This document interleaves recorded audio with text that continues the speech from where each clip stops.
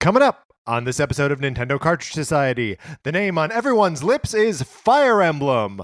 What does that mean? It's dangerous to go alone, so the Nintendo Cartridge Society goes with you.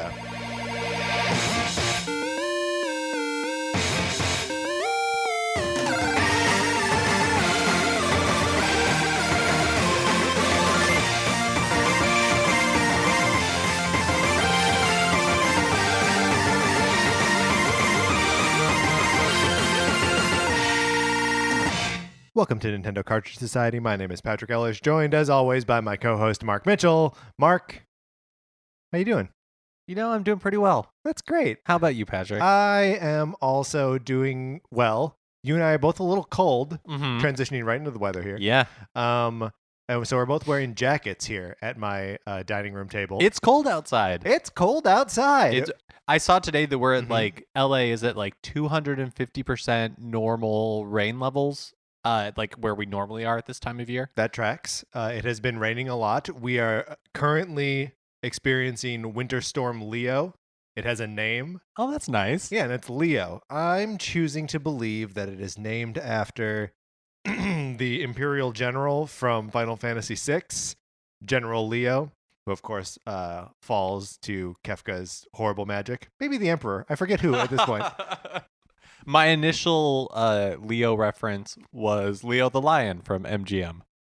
That's the lion's name? Yeah. Doesn't Leo just mean lion? I didn't name him.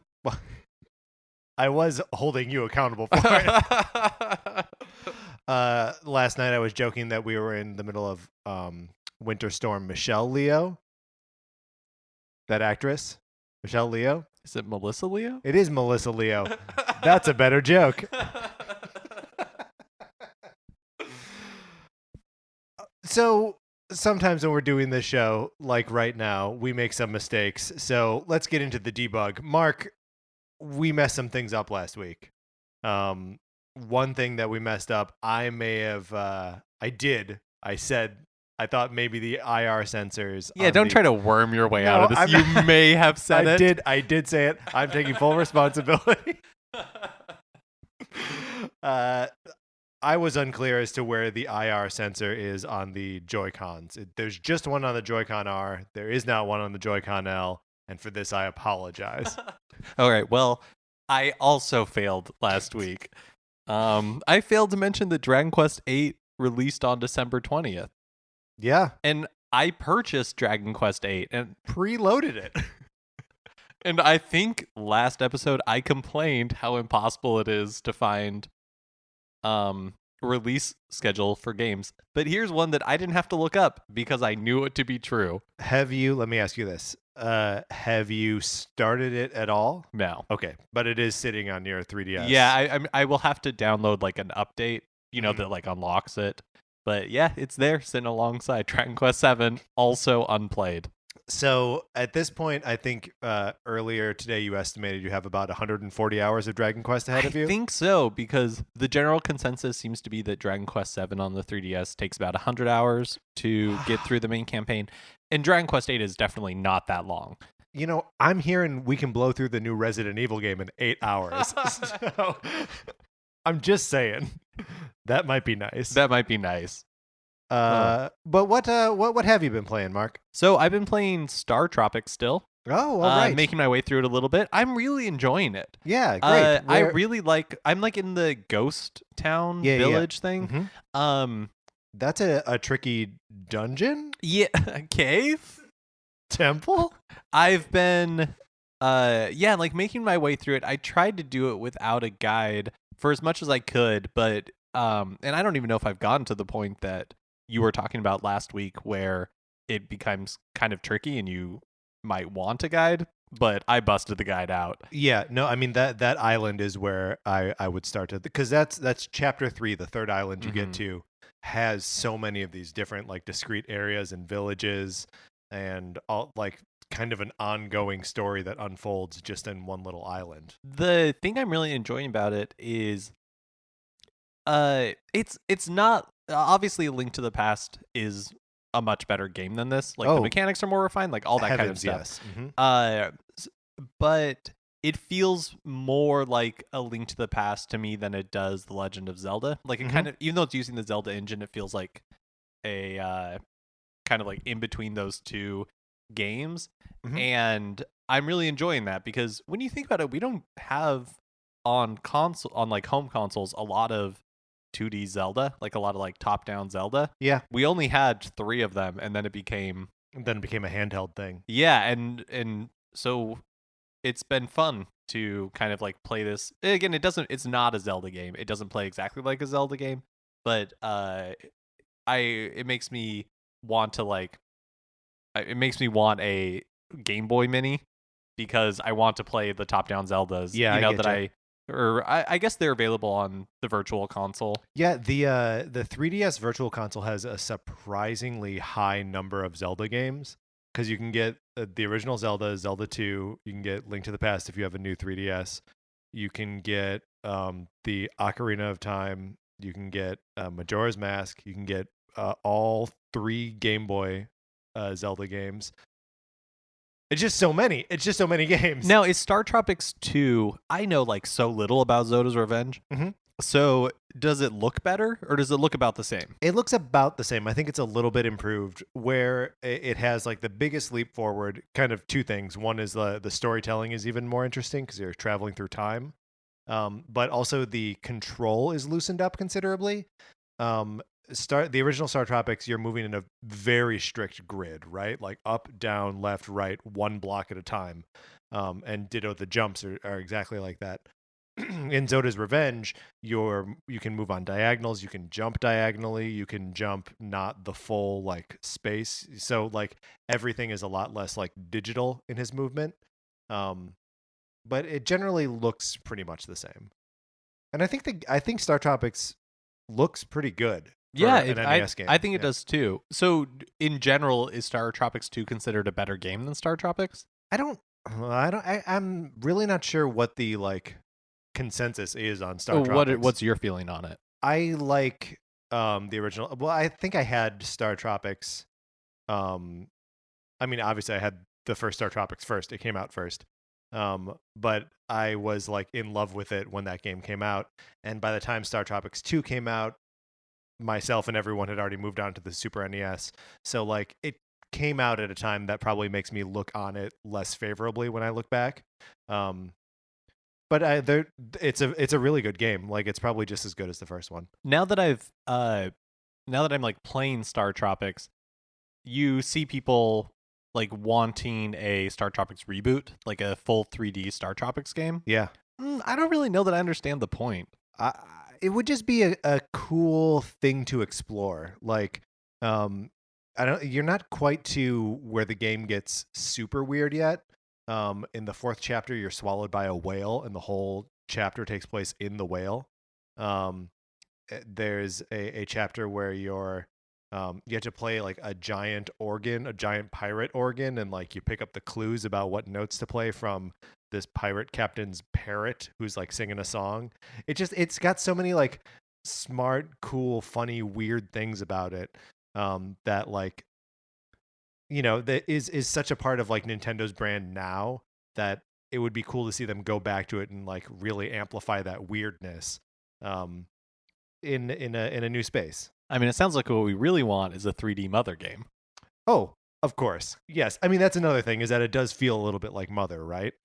Like it has a lot of that same sensibility, a lot of that like playing into like American 80s cinema kind of like Stranger Things. It's like Stranger Things is what it is. And I was going to say something else about that. I would also settle for seeing Mike in the next Smash Brothers game. Yeah, that'd be great. I mean, I think we talked about it last week, but it seems as easy as a skin. Yeah. Right? Because you already have 2 characters that have a yo-yo, 1 character that has a yo-yo.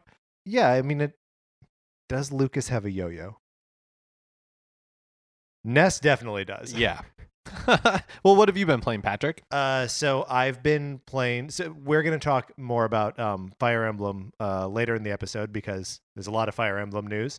But I've been playing Fire Emblem: The Sacred Stones for the Game Boy Advance. I'm playing it on my Wii U on the Virtual Console. because it's easy to buy and cheap, and I don't have to spend like $50 on a GBA cartridge. And I'm really enjoying it. It's only the second Fire Emblem game that I've like played deeply. But I'm really having fun with it, and have only had to like stop a battle because I'm losing my units once so far. I get filled with such anxiety when I start losing characters, because when they die forever. So you played Awakening. Yes, that's right. And does it still feel like the same series? Like, can you see the roots of Awakening in? Yeah, kind of super strongly. Like, I'm sure every Fire Emblem game brings something like unique and big to the table, but like the fundamental building blocks are all there in this game from 10 years previous. So it's cool, and I'm really enjoying it, and we'll probably play more tonight after you leave. Like I've got it like on the brain right now, where I just want to. And the way like Fire Emblem games work is that it's every time you sit down to play, it's like, here's a map, you have to basically conquer the map. It's a strategy, turn-based strategy role-playing game. And I really like it's not bite-sized necessarily, because you still have to spend like an hour or so on each map, but that like you go in there, you do the map, and you finish it, and you're like, great, now I put it down, I walk away, I'll come back tomorrow and do another one. It just feels really good, and like the units are all clearly defined. Another thing we've been playing together, we've been working on Metroid Other M, and you could be playing along with us. I believe. Oh shoot! What? I believe at this point we are heading out of Sector 3 and back into Sector 2. I think so as well. It's hard. Okay, so we're playing it in a lot like concentrated chunks, and then recording episodes after we play each chunk. But then sometimes we'll have to leave it for a few weeks and come back to it. So where we are in the game versus the episodes that have been released are two different places. Right, exactly. But needless to say, as the game goes on, we have more fun and we get more positive about it. So if your experience so far listening to the mini episodes has been, man, these guys don't like this game that much, you're right. But we turn around and get more positive on it as we go. So check those out. Because I think we're genuinely enjoying it now, right? Yeah. Cool. Mark, let's get into the news.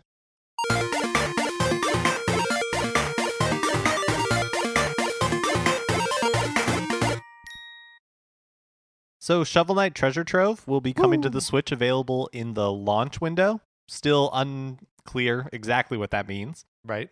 But additionally, the new campaign, Spectre of Torment, will be coming out this fall. Yeah. I love this game. I believe it's launching first on the Switch.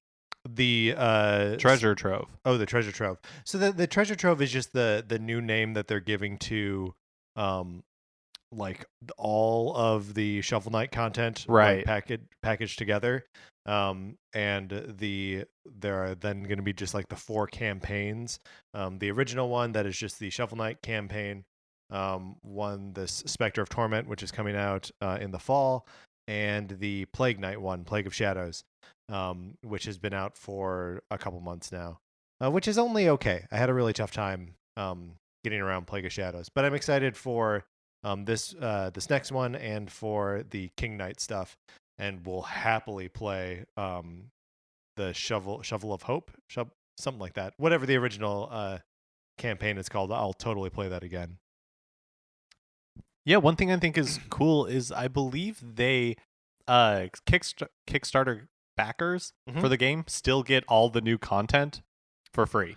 Yeah, well, and if you bought the original on any of the platforms it's on, and it's on basically everything, all subsequent, like your original purchase has turned into Treasure Trove, and you'll get all the new campaigns for free, which is nuts. What I think is just like not really related to this news item specifically, but what I think is interesting about what Shovel Knight has become is, we've talked in the past about games as services, like Destiny and Minecraft and like Overwatch. right? Where you like pay one fee to get the game, and then you're gonna pay a little bit to like keep playing it over and over and over. And like Shovel Knight has kind of become this like game as service where it's like Shovel Knight is no longer one game. Shovel Knight means an entire like series of games. It's like its own like service. Right, and it's not even really like a franchise necessarily, because it's not like sequels. It's just like completely different approaches to, and it's all, just a 2D platformer with like all the same assets basically, but like totally different ways of traversing and totally different ways of using abilities. So yeah, I'm super excited to see what the next two campaigns end up being. Speaking of Switch launch, old school JRPG I Am Setsuna joins the Switch launch lineup and will be available on the platform on March 3rd as a digital download. Hey, I want to play this game. Yeah, I am really interested in it. So Tokyo RPG Factory, that's the unit of Square Enix that developed this game. Their like only job is to develop games like that. Right? Yeah, I think they're given like a small budget. Mm-hmm. They're digital only, and it's just kind of, I think they're digital only. Like the downloads, they don't like do physical releases to keep the budget on the game low. And it's just kind of like, okay, like you go off and fill this niche that like Square Enix doesn't really fill anymore. Right. Well, and do you know the name of the company within Square Enix that does the Bravely games? No, I don't. Because aren't they also behind the Project Octopath They Traveler? Are, yes. Because that's like a similar niche, like that old school JRPG kind of game. It's just cool that there's so much of that coming out of Square still. Like, all right, guys. Well, and I think the digital like platforms allows that to be possible because you can go off and like have them do it on a smaller budget, and so there's less risk. And then you like, I mean, have you seen I Am Setsuna promoted anywhere? Like, I don't really know that it is, other than on, like the PS4 storefront or whatever. Yeah, that's a good point. Yeah, and like the game doesn't even really appear in places where like it would make sense. Like it's not on Vita, for example, and like that's where people play that kind of stuff. Is it not on Vita? Just in Japan. Oh, yeah, okay. Not in the States, which is weird because it's been localized. Obviously, just put it on the Vita. And we actually had this discussion earlier because I'm kind of planning on going all digital for the Switch, and I want to talk about that more too, because I think that's smart. Keep going. Okay, well, we were I mean, thank you. And Mark, I think you're smart. But this answers the question of, will like the e-store, the eShop be available on the Switch on day one? Has to be. Yeah, it has to be. I think there never really was a question in my mind that it would, but I guess it's not impossible that Nintendo would be like, it's coming later. We have a news item actually tangentially related to this. Well, the Switch will not be having streaming services apps on day one, so like no Netflix, no Hulu, no YouTube. But they're possibly being considered for the future. If I were a betting man, which my parents raised me not to be. We settled the bet on the last episode. Dear mother, don't listen to that one. Or the one before where we set the bet. No, only that Patrick cajoled and lied to get me to do it. I'm just That is true. No, I think it'll be included in like the big fall update that includes like the other online services. Let me ask you this. Do you care about it at all? I absolutely don't. Okay, yeah, neither do I. Yeah, I don't. I've never used Netflix on, like, I think it's on the 3DS. I've never used on, I've never used any of the video services on the 3DS. I just want Nintendo to focus on making it a good game console. Yeah. Yeah, and I think that it would be smart of them to not like, come on, that's not where the priority should be on this thing. And even though, like Netflix is the one that would probably do the heavy lifting for a Switch app, I still think it would take some resources for Nintendo to like QA it and certify it and all that stuff. And I think they're going to be right down to the wire getting the Switch UI and firmware in place. So just do just don't do it. Yeah. I just think there's no reason. That I watched Hulu on my 3DS once and was like, oh, this is a terrible experience. Why? And it's slow. Like, why would you do it? I just don't need my Switch to be a tablet. That's right. I don't, I don't want to check my email on it. I don't want to browse the internet. I don't want to God forbid, look at Twitter. No, I'm not Snapchatting with it. Yeah. It doesn't even have a camera, first of all. I just wanted to play games. I want to boot up quickly. That's all I want. And you want it to have a pretty menu system and all of that. Which it kind of looks like it's going to. Who knows, Mark? I don't know. You don't know. There has to be another Direct coming, right? To answer these questions. I was a little bit surprised that we didn't get word of a new Direct this week. Like I was sort of expecting that we would get one every week until it came out. I think it's still possible. It's sure. It's early in the week and they don't really need to announce these things far in advance. That's true. I wonder if they could just do one, like just put one out, and just everyone would be like, wait. Have you been on Nintendo's YouTube page? Super Mario Run is coming to Android in March. Well, welcome to Super Mario Run, guys. Yeah, I mean this is interesting because it'll be coming out later than, and we'll get into more detail about it. But the Fire Emblem mobile game is coming out on February 2nd. Yeah, on Android and iOS. So the Fire Emblem game will be out before Mario Run. Weird. On Android. Like weird. I don't think it's going to do well on Android. You don't think Super Mario Run is going to do well on Android? No. Even like you don't think it's going to do as well as it did on iOS, or because it didn't sell that well on iOS. Well, we don't know that to be sure. True. We know it's not in like the top 50 top grossing apps anymore, but that's not particularly surprising for like a one time purchase. Like I think it can be selling decently and not be in the top 50. But on Android it's like it's so easy to pirate things on Android. Like and just historically Android users purchase less than iOS users, so I don't think I think if anything is going to hit, it's going to be this Fire Emblem game, but it's Fire Emblem and not Mario. So Mark, let me ask you, are you still playing Super Mario Run? I opened it today because we were talking about it at work, but I don't play it very regularly. I think that's fair. I think we've gotten our use out of it. What about you? Well, since I maxed out my toads, I have 9,999 toads. Thank you. And I have all the black coins, so there's nothing left for me to do. So yeah, I probably haven't played it in like 2 or 3 days.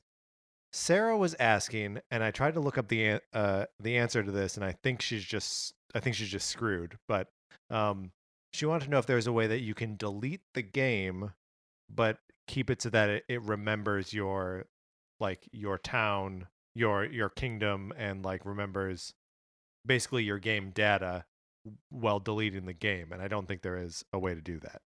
No, I think if you're logged into your My Nintendo account, it does that. That it does remember it? I mean, the only way to test this is to wrestle her phone from her and delete it, and then have her reinstall it. I mean, or for me to do it. I could do that. Ugh, you're such a hero. I mean, at this point, we're basically at the same place in the game. Yeah. She also has 9,999 toads, but not all the black coins. But yeah, I think you can delete. I believe when you link your My Nintendo account, or when it prompts you to at the beginning, the reason why I want like its selling point in doing it is that it keeps your data. Yeah. Okay. I don't want to test that. I'll do it. I have like 300 toads. It's fine. Should I do it right now? No, don't do it right now. That'll be something we come back to next week. Speaking of earlier, when we were talking about, I was trying to think of how to form this sentence. Right. Here we go. Earlier, we were talking about me going all digital for the Switch, and people who are concerned about the small memory available in the Nintendo Switch, which is 32 gigabytes, will be happy to learn that it can be expanded with micro SDXC cards theoretically up to 2 terabytes when that's available, which Right. they're currently not. They don't exist at I don't present. I don't think 1 I don't think terabyte one exists. is either, but That's supposed to be coming soon. And also when that comes out, it will be like as expensive as a Switch currently is. which is crazy. But yeah. you can get, like 128 gigs, 56 gigs for fairly reasonable prices. Mhm. And I think that's what I'm going to do. So I think that's a good idea. I think my 3DS is all digital, and I love not having like the clutter of game boxes. I love being able to travel with as many games as I want, never have to worry about cleaning it up.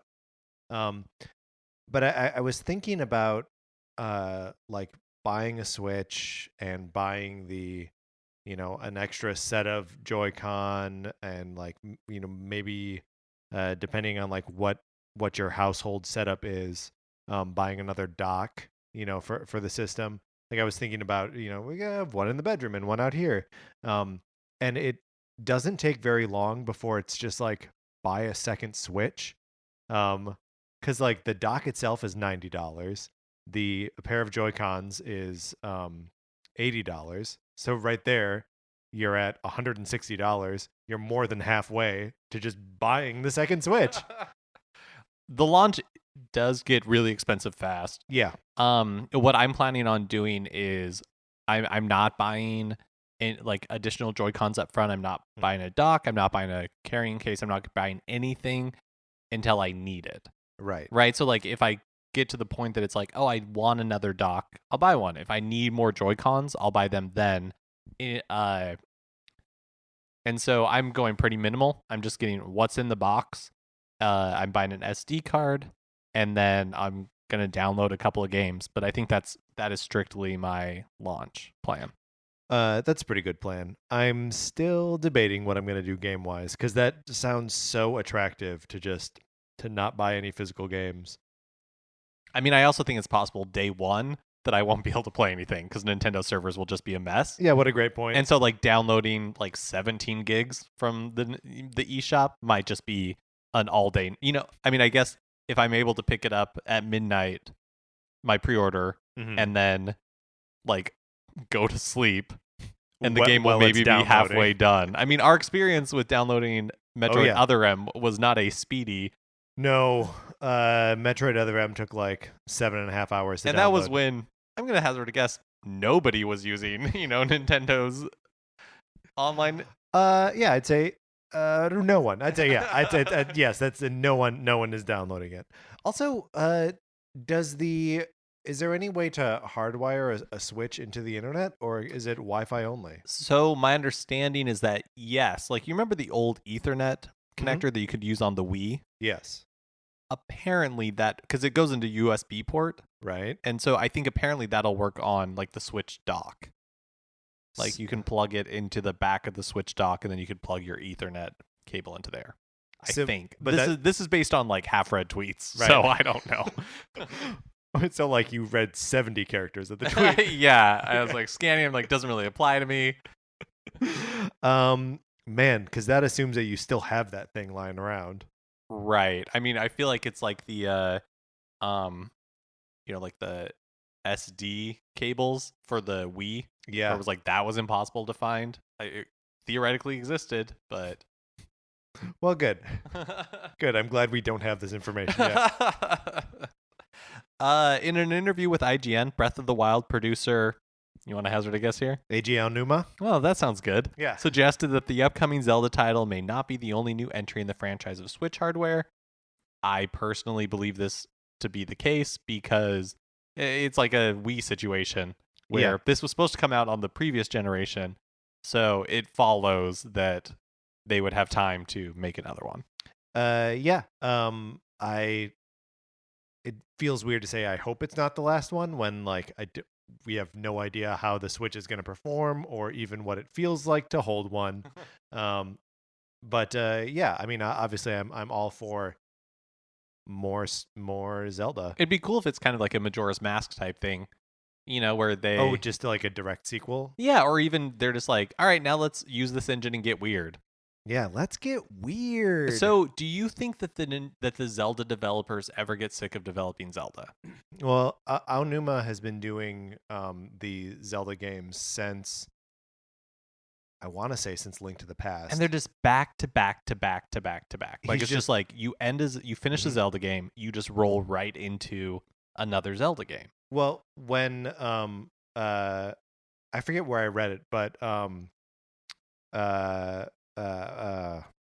shoot, Mr. Nintendo Miyamoto said that making Zelda is Aonuma's job at Nintendo, and so if they're not making a new Zelda, Aonuma's out of a job. Right, but I'm wondering if I'm sure if they it would just gets they would put him tiring. on something else. Of Yeah, course. but I'm just wondering if it gets tiring to be, and not even for him. And I guess maybe like the other development staff, we don't necessarily know for sure that they don't get mixed around a little bit. Sure, it's not the same 8 guys Right. making Zelda over and over again. But there are like very specific teams at Nintendo, Mm-hmm. that are on franchises, and I don't know that there's a ton of mobility between the teams.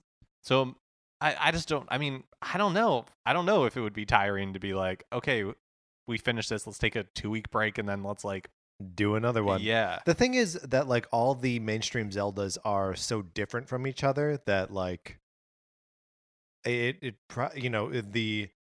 new challenges of developing a new Zelda with like a new flavor to it or a new style to it.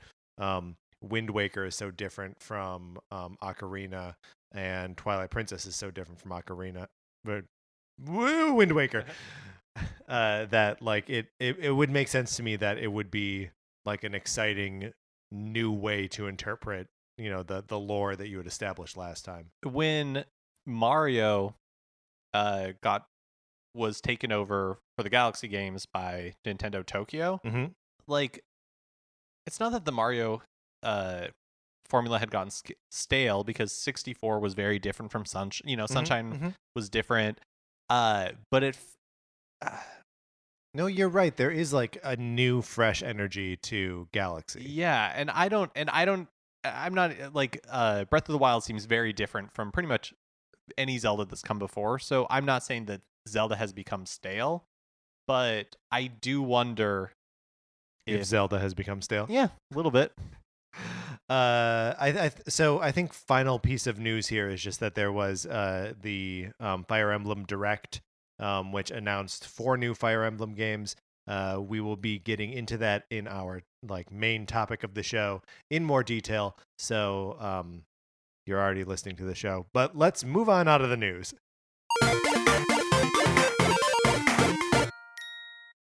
Now it's time for a regular segment on our show. It's 433. In 1952, American composer John Cage wrote a piece called 433, wherein a performer or group of performers didn't play their instruments for 4 minutes and 33 seconds. For the purposes of this show, our instruments are talking about Nintendo. For the duration of one performance of 433, Mark and I will talk about something not Nintendo related, thus fulfilling the contract of 433. Let me start this recording of 433 here. It's kind of a chatty crowd. Mark, what are we going to talk about today? We saw Split. We saw Split. So after months of begging, pleading you to send in Split spoilers, we just went ahead and saw the movie. Even though I think I vowed that I would never see it. I think you did, but then Yeah. I heard you making plans to do it, and I was like, Mark, what is going on? I mean, I'm a liar. And this is a good point. You are a well-known liar. It's kind of my thing. So we did get a few people sending us spoilers. Which you had kept from me. I did keep them from Which you. I'm like happy you did. Because I would have been, yeah. I feel like this is the biggest twist that could have come here, right? That Right. You thought all this time no one was heeding your desire for Split spoilers, but I instead was just holding them from Were you you. responding to people being like, hey, thanks for sending Split spoilers? I but was I'm not. I figured that we can do that now. We can say thank you to anyone who sent us Split spoilers, and We weren't ignoring you. I just didn't know it existed. I just thought it was very funny that we were getting them, and I also didn't really want to read them for whatever reason. Sure. Even though I don't necessarily even believe in spoilers and didn't think I was going to see this movie. Mhm. I was like, I don't know that I want to read an email that just spoils a movie I'm not going to see. It felt weird. Well, okay. I found out about this yesterday after we had seen the movie. And do you remember the reason you gave me for not telling me? You said it was partly because you just forgot until we were doing the show, and I was asking people for split spoilers. That's right. That's right. That is part of it. The other part is that there is. Oh, and we're not going to spoil the movie. No, we're not going to talk about it at all. Yeah, we're not even really going to talk about anything in the movie at all.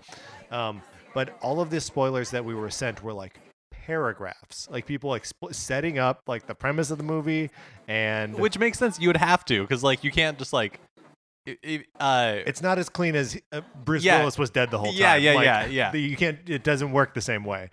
But so thank you to everyone who sent us split spoilers. Yeah, sincere thank you. I thought, knowing that people had actually done it, like changed my, like it was really fun to find out. It was. I don't think I've seen you happier. It made me genuinely happy, at least in recent memory. Going to see the movie was a fun time. Going to see a movie with friends is always fun. It was a rainy night in LA. Yeah. We did the rare thing of not buying our tickets ahead of time, which always makes me nervous. I'm very like, I like to have things planned out, kind of. Like I'd like to have a plan, even though the theater wasn't anywhere near being sold out. Right. Not even. I mean, like we got, middle. Like we had really good seats. Also, we're adults, and so it's not like I'm planning a 9-year-old's birthday party. That's right. If for some reason we weren't able to get tickets, we would all be fine. Oh yeah, we could do anything else. We could see a different movie. We could see the same movie 20 minutes later. We could decide to fake our deaths. Yeah. Like we're adults. Yeah. We can do anything. We could drive one of our cars off the Santa Monica Pier. It would be tricky, but like we could do it. We could do it. Yeah. And then we'd swim to safety. We'd assume new identities in Vancouver. I hear Canada's lovely. Yeah, and I think it would be smart to leave the country too when you're faking your death. I feel like that's just one more layer of like it's tough to track you. Have you ever been to Canada? Yes, I have been to Canada. I haven't. I had to really think about that. Never been to Canada, never been to Mexico, and I'm not proud of it. Okay. Well, just because I offered up that information so quickly, like you didn't have to like surgically extract it from me. I did not. That people might think that like, oh, he doesn't want to go to Canada, he doesn't want to go to Mexico. False on both counts. We are so close to Mexico right now. It would be easier for us to run away to Mexico than it would be to run away to Canada. That's what they'd expect us to do. That is what a good point, Mark. I'm glad I'm doing this faking our death thing with you instead of by myself. So have you ever been out of the country? Yeah, I've been out of the country. I just have, for some reason, never gone to Canada or Mexico. I've only been to Canada on the East Coast. I like Halifax quite a bit, actually. Oh. It's a cool little city. Is it like a college town? Like, describe it to me. I don't know that I can. It's on the water. It's very hilly. Yeah, I mean, it felt like a cool, like, quaint downtown hip kind of area. Yeah, that sounds nice. And it was nice. That's Is it a small city? Yeah, I think so. Yeah. I was on a camping trip with friends, and so we had been camping for 4 or 5 days in a row, and then stayed at a hotel in Halifax. So by the time we got to Halifax, I was so happy to like take a shower. Mark, this is the greasiest I have ever been. Just the greasiest. And that was 4:33. And the greasiest I have ever been. We were accompanied today by the Hunter College Orchestra. So with that out of the way, Mark, let's get into our topic of the week.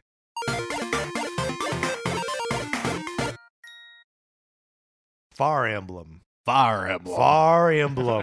What it is, what it been, what it gonna be. What it do, and who it do it to. I think you would be forgiven if you were like, what? Fire Emblem? What is this? What's going on? I don't play any of these games. Why did Nintendo just not announce 4 new ones? It is funny to me that it went from, like, in 2010, Nintendo was like, if this next one doesn't sell, we're Yes. ending Fire Emblem, to 6 years later being like, here are 4 new Fire Emblem games. Fire Emblem is now a major franchise for Nintendo. Absolutely. So, and it always kind of has, maybe not always, but it was for a very long time in Japan. The very first Fire Emblem game that we got in the States came out on the Game Boy Advance in 2003. And that's actually the 7th entry in the series. So my experience with Fire Emblem Please. is kind of like, I think, a lot of Western gamers Mhm. who I had no idea that Fire Emblem existed until they showed up in Super Smash Brothers. Yes. So we are introduced to the entire concept of Fire Emblem, a series of strategy role-playing games through Marth, who is the first playable Fire Emblem character in a Smash Brothers game. He's in Melee. Is Roy also Roy is in Melee. Roy is in Marth and Melee. Roy. So 2001. Mm-hmm. And you're just like, who's this dude with the sword? Yeah. But then you're also kind of like, this dude with a sword is pretty cool. Yeah. Like, I dig this dude with a sword. It's for when you want a dude with a sword who's not Link. Right? Yeah, a big sword. Yeah. that's right. So it's crazy. When did Melee come out? 2001. 2001. Okay. So this is 2 years before we're going to see any of these characters in the States in their own games. But here they are, Marth and Roy. And Marth is like the original protagonist of the Fire Emblem series. He's like a prince in the old Fire Emblem universe. And the very first game in the series is about him and his kingdoms. So I'm gonna struggles. Yeah. Not that either of us necessarily have the answers to the question that I'm about to pose, or any of the questions we're about to pose. I say let's do this as much as we can, posing questions that we don't actually know the answers to, because I feel like we have the perspective of people who are like curious about Fire Emblem but don't know a lot about it. Because I think that is us. Yes, that is us, but I think that is also most gamers. Yeah. Most Nintendo fans. So are Marth and Roy, are they just in one game? Are they in a couple of games? Is it like Link and Zelda where Marth and Roy, because like you've played Awakening and this game, is it completely new characters every Fire Emblem game? So like Final Fantasy? Yes, so it's more like Final Fantasy than it is like Zelda, but it does a lot of the Fire Emblem games are in the same timeline, just like centuries apart from so each like other. same like so almost like you know what? I was about to try it again, like the Dynasty Warriors games. Sure. Right, where like they all take place in a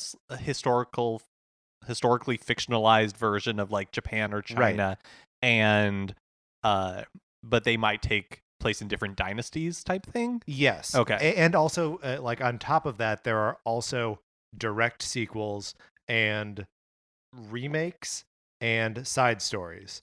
So characters from like actual characters from one game will appear in another game, and then there are also the sort of Sid like or Chocobo-esque or Moogle type characters that just sort of nonsensically float between them. There is a merchant character named Anna or just Anne. Ooh, I think it's Anna. I think it's Anna who appears in several of these games. In Fire Emblem Awakening, you meet a character who claims to be Marth, and is wielding Marth's sword, which is also like a famous sword in the Fire Emblem games that pops up from time to time.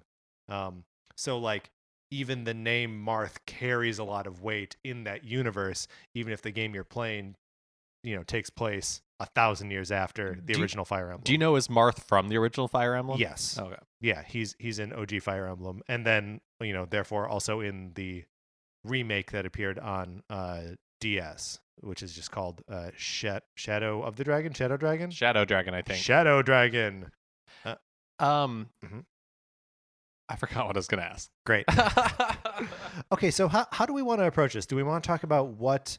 Let's talk about what was in the Direct. How does that sound? Yeah, that makes sense. And then we'll kind of just spin out of control from there. Oh, why is it called Fire Emblem? That's what I was going to ask. Okay. Does it have significance in the game? Yes. Okay. So the Fire Emblem is it's this wooden insignia thing that has the space for 5 stones. And that's what they showed in that brief teaser trailer for. Yes. Okay, gotcha. And yeah, that wooden thing is the Fire Emblem. The stones that go in it are called different things in different games. In Fire Emblem, the Sacred Stones, which I'm currently playing, they are referred to as Sacred Stones. Oh, I so see. it's all very, it's all very surface level stuff. And you know, they always unlock the magic to something. Wake up some sleeping dragon, travel through time, stop the dead from, you know, walking among you and killing everyone who's alive. So yes, there is a reason that it's called Fire Emblem. It's just, you know, you could call it The Legend of Zelda. You could call it Triforce, A Link to the Past. Okay, so let's talk about the new games that are being that were announced for all of Nintendo's platforms. The first one that they got into was Fire Emblem Echoes. And Shadows of Valentia is like part Valentia. of that. Valentia. Yeah. Is part of that title somewhere. So I think it's Fire Emblem Echoes, Uh-huh. Shadows of Valentia. And the reason I think it's named that is because I think the Echo refers to the fact that it's a remake of, or kind of like a reimagining more than a remake of Fire Emblem Gaiden, which is the second Fire Emblem game to ever be released. Right. And again, so that would be released only in Japan. It's not a game that we got over here. Was originally on the Famicom in like 1992 or something. So, and not that I necessarily think this means they're going to be releasing more remakes in the future, but I could see them being like Fire Emblem Echoes is like the name for their remakes, and then the subtitle, right, like indicates which game it is. I get you. This would be the third remake that they've released, second in the States. Right, because Shadow Dragon was the remake of the remake original. of one. This will be the remake of the second game. Right, and then now this all gets Japanese. So the the third Fire Emblem game, which is called Mystery of the Fire Emblem. It's called Fire Emblem: Mystery of the Fire Emblem.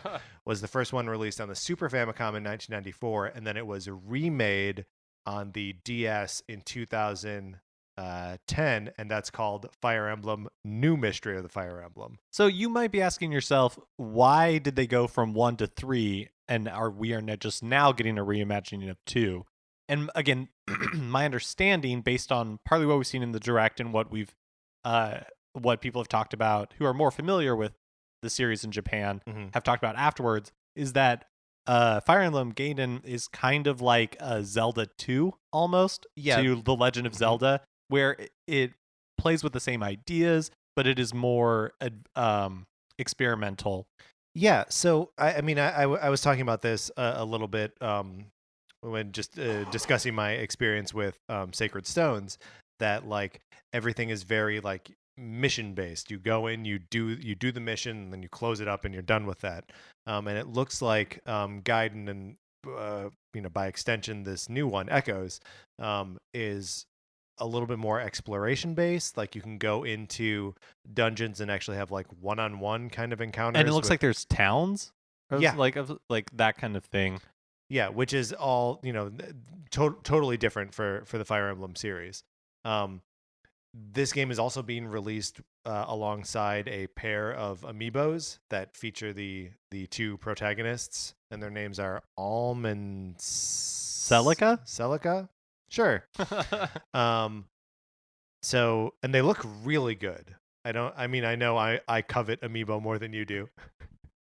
But they look real good. They do look really good. They're handsome amiibo. Again, from other people who are know more about amiibo than I do, it sounds like these are an upgrade from the other Fire Emblem amiibos. I mean, one of the things about They're all is aching. Yeah. Man, I love They're all is aching. One of the things about the like the Marth amiibo and I think Roy and Ike. I don't think I have Roy and Ike actually, but they like the reissues of them have had like kind of wonky faces, or like their eyes aren't printed on their face just right. And so it'll be nice to see a higher quality of Fire Emblem amiibo. And also, we are still owed a Corrin amiibo. He's still out there. Yeah. With Cloud and Bayonetta. I think there's a Smash update that's, coming at some point. Oh, they're better to be. So all of Fire Emblem Echoes Shadows of Valentia and the amiibo drop on May 19th, which is also alarmingly soon. Yeah, for a game that no one knew anything about. I like this. I think it's great. I like when games are announced and released in a reasonable amount of time. Yeah. And it makes sense to me that they would do this because they have this Fire Emblem engine that they've been using on the 3DS. Mhm. Like, why not keep the series active with a remake? And it takes less work, sure, because they already have this engine, and also announced with nothing but a title card that says purely Fire Emblem. Right. Is that there's one coming to the Switch planned for 2018, right? That's correct. Yeah. Yeah. So that'll be super cool. That's the first time that Fire Emblem has been on a home console since the Wii version. So it skipped the Wii U generation. And so, sorry, I just want to check the date on that. So that came out, Fire Emblem Radiant Dawn came out in 2007. So it'll be over a decade at that point that the series hasn't appeared on a home console. So that's super cool. I'll be interested to get more about that. They also talked a little bit about, and again, just like a very little bit about Fire Emblem Warriors, which is coming to both the Switch and the 3DS in the fall of 2017. And this is that Dynasties Warriors style game, right? That was rumored and then was weirdly teased in the Switch presentation. Yeah. And then was kind of expanded on a little bit more here. Right. And it seems like it's going to be basically what you expect. Lots of Fire Emblem fan service, and mostly you're just running around maps beating stuff up. And it it's also coming to the Switch, and it's also coming to the 3DS. Right. And exclusively the new 3DS? That's correct. Yeah. So it is only coming out for the new 3DS, which the Zelda Triforce Hero, not Triforce Heroes, the other one. Hyrule Warriors, thank you. It was available on regular old 3DS, and I think ran pretty poorly. Yeah. And ran better on the new 3DS. So maybe they were like, you know what? Let's just only let it run on the new one. I mean, also at this point, they've sold a lot of new 3DSs. Yes, so not keeping up with demand.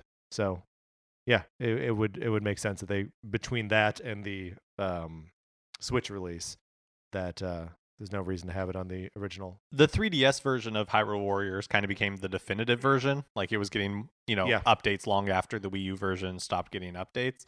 And so I would imagine that there will be more parity this time because the Switch is their main platform. Yeah, I mean, and we'll see actually. Like if the Switch comes on the market and people stop buying 3DSs, then like maybe it'll go the other way.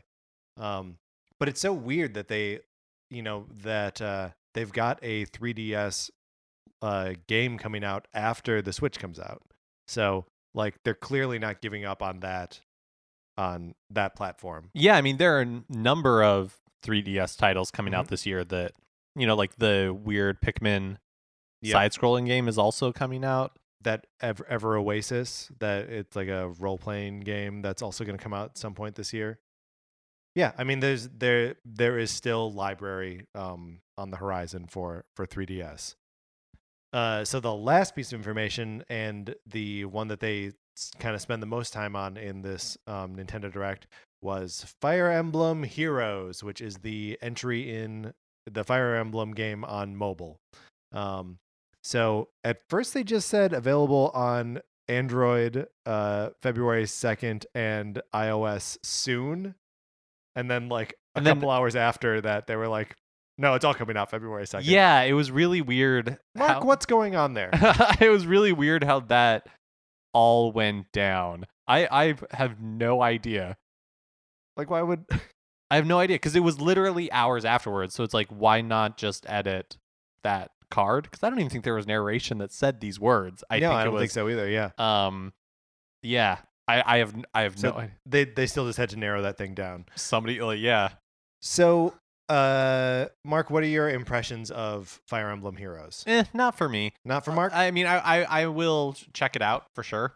But again, like the free to play aspect of it means that I probably won't put a lot of time into it, because I definitely won't put a lot of money into it. Right.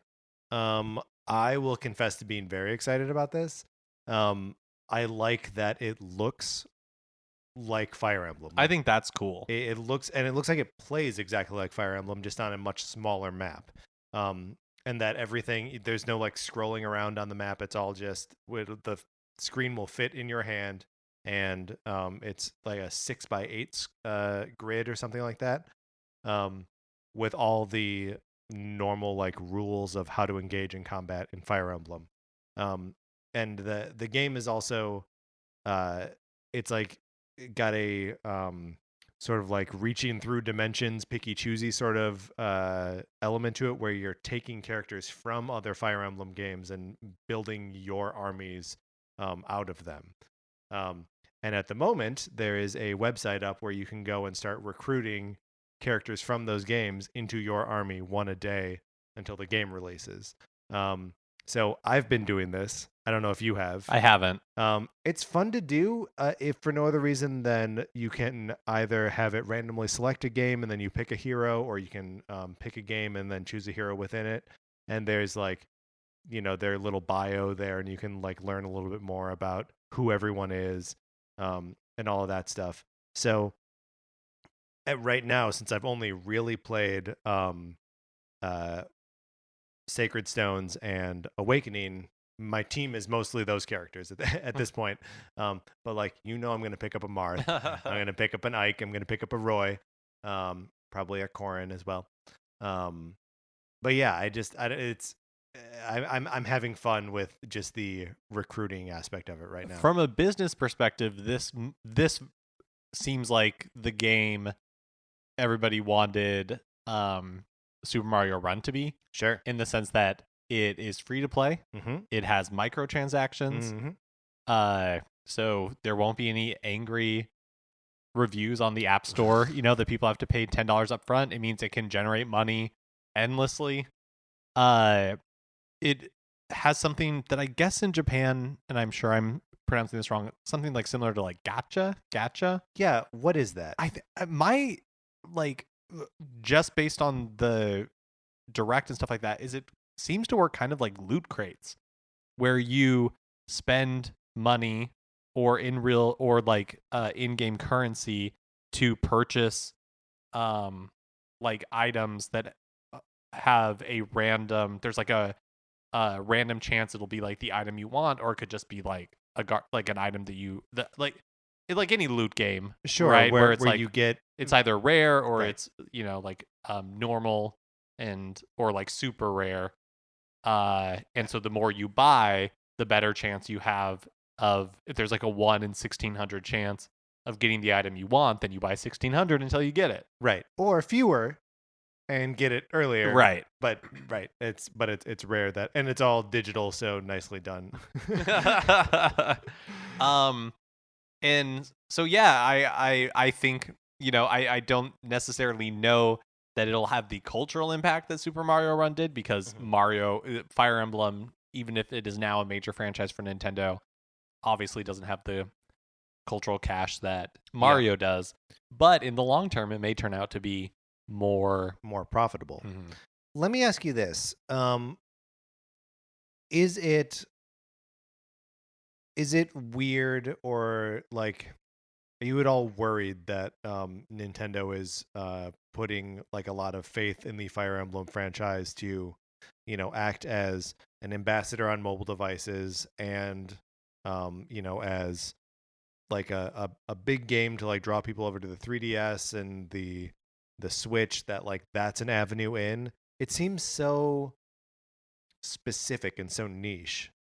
I think that Nintendo's a lot of times, maybe arguably to its detriment, is a very Japan-focused company. Sure. Even as the gaming market traditional gaming market, as I would define it, is contracting in Japan. Mm-hmm. So with the history that Fire Emblem has in Japan, and with its success, its continued success, especially in more recent years, no, I think it makes total sense, because this is like almost like a reborn franchise, right? Well, so I guess my question is just like how well that translates over to like the American style of gaming. Like Poorly. yeah, I think I think Fire Emblem will remain a niche title. Mm-hmm. And yeah, like I can't imagine.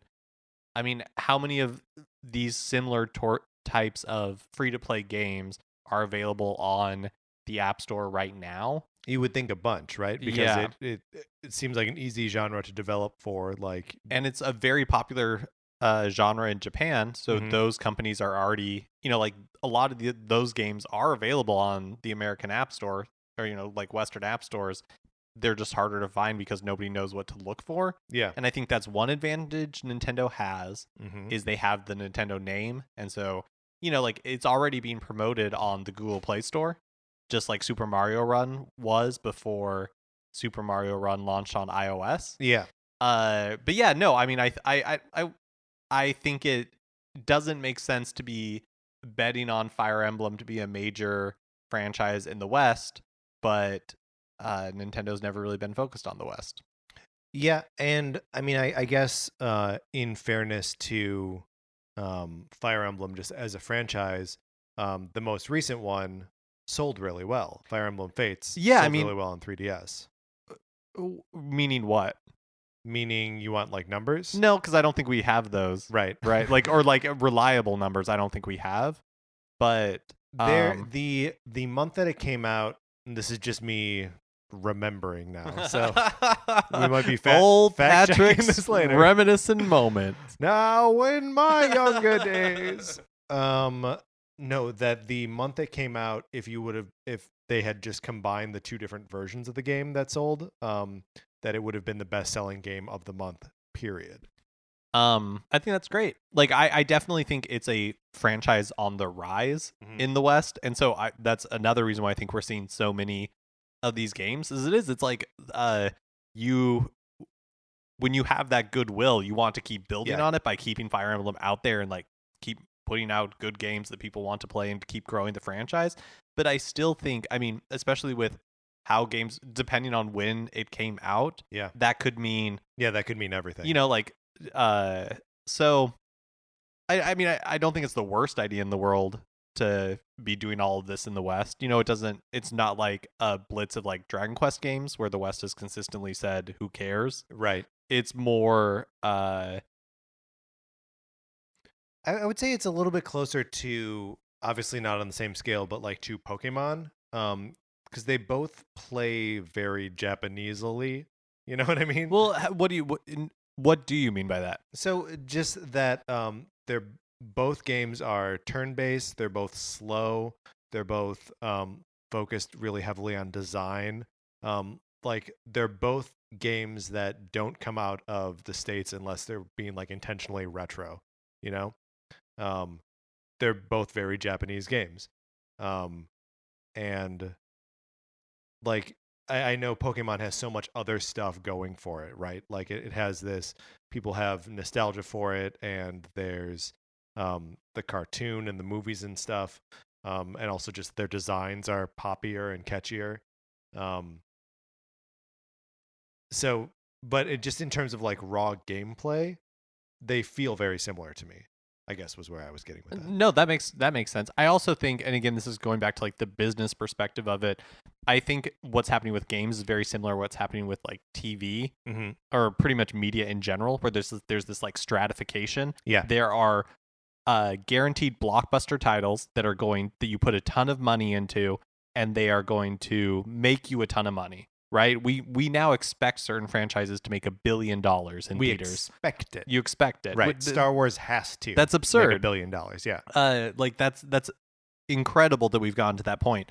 And then there's no really middle tier games, and then there's like the reason why indie developers have been able to do so well is as there's a flood of gamers, you're able to, like you may not sell 1,000,000 copies necessarily, but you can get by selling 200,000 to your like specific fans. Right. And so I feel like that's kind of where like Fire Emblem comes in. It's straddling, but being a very like niche genre and being like a B tier game Sure, that doesn't really exist anymore. It's like Kirby. Like we were talking about a few weeks ago that Kirby consistently sells 1,000,000, right? Game after game. Right. And it never really does more than that. Maybe occasionally there'll be one that hits a little harder. There'll be one that hits a little softer, but it's like right there in the middle. And I feel like that's where Fire Emblem is being positioned. Yeah. Where it's just like, this is just going to be a consistent seller for us. We never expect amazing things out of it.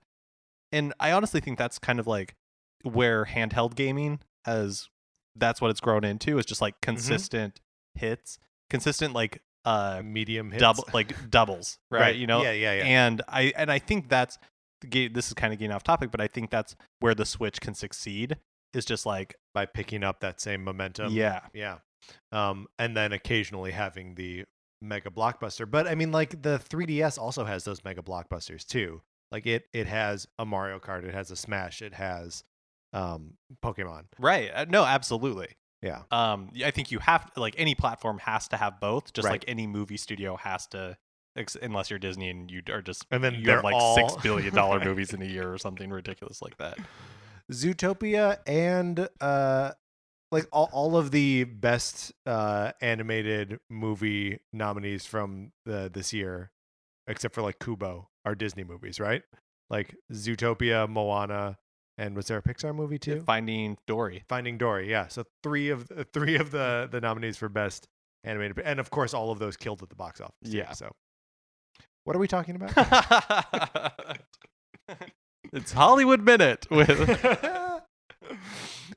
So let me ask you, as what have you played of the Fire Emblem games? I don't know that I've played any of them. Did you play any of Shadow Dragon on the DS? No. I had a copy of it. And I think it's widely, if there's any consensus about which Fire Emblem games are good and which ones are bad, Shadow Dragon is one of the bad ones. But beyond that, it's kind of hard to, like, there's not really a consensus among Fire Emblem fans about like, no, start people on this one. This is the good one. Well, it seems kind of similar to Final Fantasy that way. Absolutely. Where, there are like good ones and there are ones that people love more, and but they all kind of have their fans. Yeah. And they're all different experiences. Yeah. I mean, I wonder if my favorite will always be Awakening, because that's the first one that I really played all the way through. So, what are you interested in picking up any of the games from the Direct last week? Yeah, I mean, I think I will. I might check out Shadows of Valentia. I'm very interested in that, especially because it sounds like it has a little bit more of like a Zelda-esque vibe to it, of being able to go into dungeons and towns and stuff. What is Fire Emblem in your mind? Like, what is Fire Emblem known for? Like, what defines it? Like, to me, one of the things that I know about it that defines it is that when if a party member dies, they are permanently dead. Yes. So permadeath is definitely something that defines Fire Emblem for me. Relationship building between your units.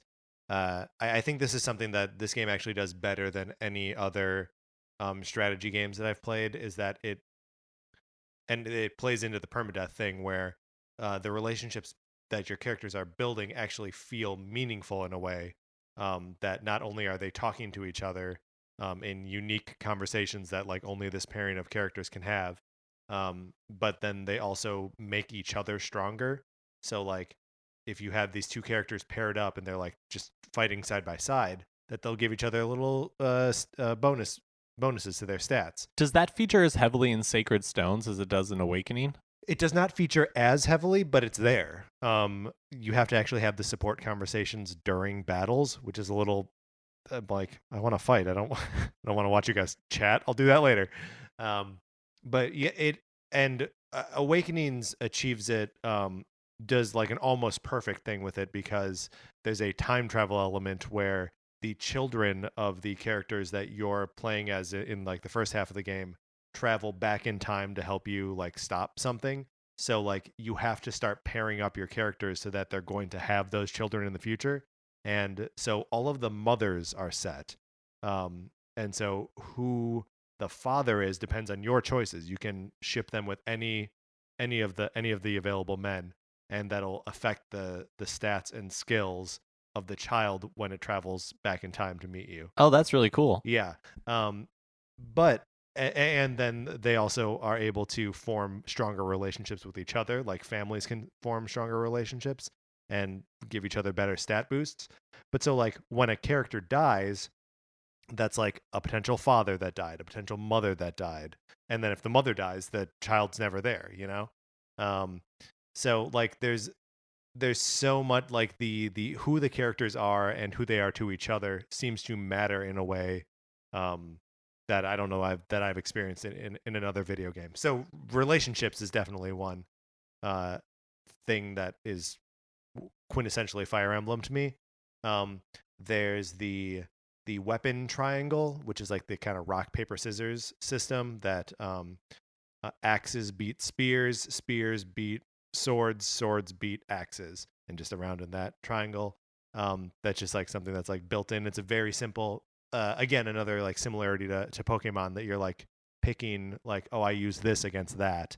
But it's so streamlined. You know, Pokemon has like 20 different types, and this is just like those 3. And of course, there are other things like there's magic and arrows and hand-to-hand combat and whatever. But it's all you can see like those little different weapon triangles spinning out from like that very simple base.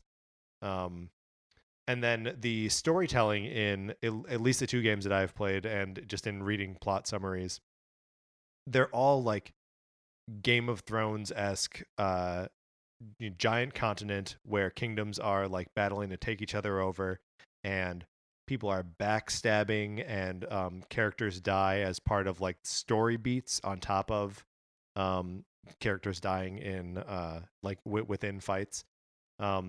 And just like an unforgiving kind of story where it's just like, nope, I don't care that you were invested in this group of characters. They're all getting flattened right now.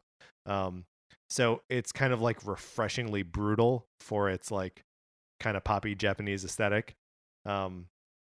Yeah, so that I would say those are the things that Fire Emblem is to me. And all these games are developed by Intelligent Systems. That's correct. Who also developed Advance Wars when that was a thing. Yeah, it is not really a thing anymore. Oh man, I wish we would get another one. Maybe we will someday. First, we got to knock out these next 4 Fire Emblem games. Well, Warriors is being done by Koei Tecmo. Sure. The mobile one is being done by DNA. But Intelligent Systems also does the Paper Mario series as well, I believe. Do they do all of them? I think so. Okay. we'll be fact checking this one later. But yeah, so they've been working on this series for a very long time. So they must have multiple teams, I'm guessing. You're right about Paper Mario, although I don't know if it's all of them. Certainly some. They did Super Paper Mario, if nothing else. Oh, okay. The one on the Wii. The one that most people don't like. Yeah, that's the one. Yeah. Sorry, what did you say? They must have multiple studios working on? Yeah, you would think, right? I mean, they've been doing them since 1990. That's a long time. And I think they're one of those that I think they're technically not owned by Nintendo. I think they just work very closely. They're like a very close second party. Sure, you mean like the Retro. Yeah, well, no, I think Retro is technically owned entirely by Nintendo now. Okay. More like Next Level Games, who did Punch Out on Wii. Oh, jeez. The guys who did Punch Out on Wii. Yeah. We know what we're saying. Well, we may not, because that may not be true either. I love it. They also did a bunch of I'm just on Intelligent Systems at this point, but a bunch of WarioWare games. These guys, I tell you what. Yeah, maybe you might be right, actually, that they have a lot of the Paper Mario games. Sticker Star, for example, Color Splash. So Yeah, so I think they're like next level games is currently where theoretically or like they are in practice they are not um like wholly owned by Nintendo. mhm. I don't even know if Nintendo has a stake in them at all, but they have a very close working relationship with Nintendo. Obviously at this point over, like 26 years. Right. Of yeah, doing a bunch of their. That's really cool. I'm glad that Nintendo has these these studios that aren't them, that get to be slightly removed from them. Cuz like isn't HAL Laboratories the same sort of Yeah, situation? I think so. Yeah, and Game Freak. That all of these things are like very closely associated with Nintendo, but are not Nintendo. Any parting thoughts about the Fire Emblem series or what we're looking forward to? I'm gonna get those amiibo. I I think with your description of the game, Mm-hmm. you've convinced me to pick up Awakening. Awakening is so good. I thoroughly recommend. Although I will warn you that the first time I played it, I got halfway through the game and then said, "Oh, I get it now," and started over. Oh, okay. So, because I was like 12 hours into the game, and then I was like, no, I have a better way to do this, and started like matching people up the way I wanted them. And so, if you want to play a little bit with a guide, or just know that you may reach a point where you want to go back, That sounds cool. yeah, it's super fun, and I'm looking forward to. I probably won't get Warriors unless it looks really. I probably just won't. Yeah, I mean, we played a little bit of Hyrule Warriors, Yeah, and it's fine. it's fine. It had real performance problems with the 2-player mode, like real performance problems. And if because that would be a cool game to play, like 8 switches in a room, right? That would be really neat. Yeah. All right, Mark, let's move out of our topic, which of course was Fire Emblem.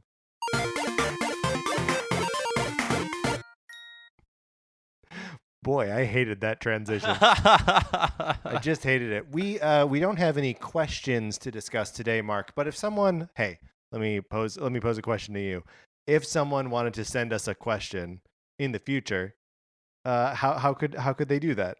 Through email. Right, and they could send that email to Nintendo Cartridge Society at gmail.com. Now, I'm sure, like, especially at the end there, we got into a lot of just like wild me, like shouting things out, being like next level game, like all this, so yeah, there are a lot of facts to check. yeah, right? So it's very possible that I have been misinformed, that I half read a tweet and said something that wasn't true. Mm-hmm. Also, as discussed, I've played 1.5 Fire Emblem games, and we just had a 40-minute conversation about Fire Emblem, so I almost certainly said something incorrect. Why not send us an email and tell us where we're wrong? Or hey, you could also tell us about your experiences with Fire Emblem. Which one do you think is the best? Because we genuinely want to know. Mm-hmm. I've heard good things about Path of Radiance on the GameCube. I think the Wii game is a direct sequel to Path of Radiance, and those are both feature Ike, who is another character from Smash Brothers, and I think are both extremely difficult to find at this point. Yes, yeah. If you want to buy discs of those things, they're like $100+. But anyway, you can email us, Nintendo Cartridge Society at gmail.com. I'm sorry, I didn't say the at that point. That's fine. You're not required to.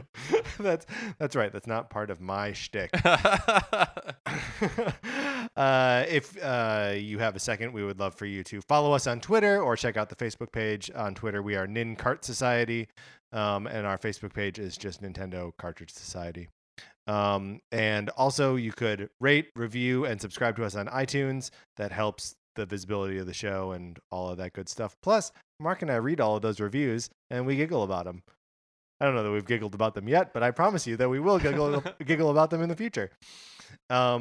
if you like reading Mark and Mine's opinions or listening to them, you're listening to them here, but if you like reading them as well, you can check out our comic reviews on retconpunch.com. Olivia Duncan made our logo. Our theme music is provided by 8-Bit Betty. You can find more of 8-Bit Betty's music on his website, which is 8-Bit Betty, or by listening right now. For my co-host, Mark Mitchell, this is Patrick Ellers saying that's what Fire Emblem is. And thanks for listening.